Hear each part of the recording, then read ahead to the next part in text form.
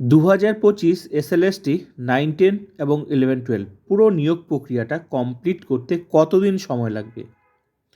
Documents verification কবে, interview কবে, panel কবে, কাউন্সেলিং কবে, রেকমেন্ডেশন কবে, অ্যাপয়েন্টমেন্ট লেটার কবে, জয়নিং কবে, পুরোটা 11-12 প্লাস 9-10।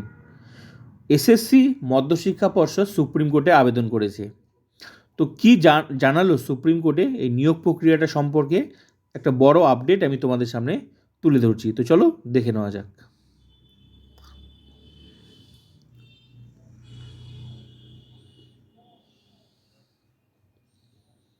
11-12 মেধা তালিকা, প্যানেল ও ওয়েটিং লিস্ট প্রকাশ হবে 7 জানুয়ারি 2026। যে তথ্যগুলো দেখছো এটা পর্ষদ জানিয়েছে সুপ্রিম কোর্টে। এই যে এক্সটেনশন করবে সেখানে উল্লেখ করেছে এগুলো। মেধা তালিকা প্রকাশ হবে 11-12-এর, প্যানেল ও ওয়েটিং লিস্ট প্রকাশ হবে 7 জানুয়ারি। প্রথম পর্যায়ে কাউন্সেলিং হবে 15 জানুয়ারি 2026।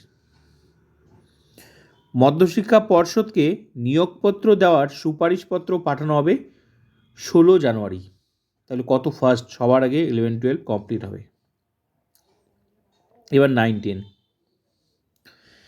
ইন্টারভিউর জন্য তথ্য যাচাই মানে ভেরিফিকেশান, ডকুমেন্টস ভেরিফিকেশান শুরু হবে তোমাদের 26 ডিসেম্বর 2025 থেকে।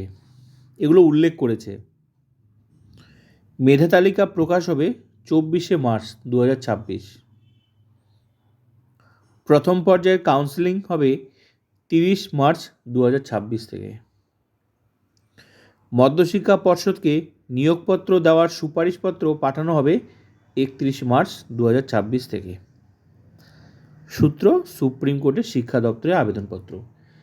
শিক্ষা দপ্তর সুপ্রিম কোর্টে এই যে এক্সটেনশন চাকরি, সুপ্রিম কোর্টের নির্দেশ মতো 31 ডিসেম্বর কিন্তু লাস্ট চাকরি, যেগুলো 2016 চাকরিগুলো ক্যান্সেল করেছে, সেটার কারণ হিসেবে বলেছে যে আমার নিয়োগপত্র এখনও কমপ্লিট হয়নি, সময় লাগবে।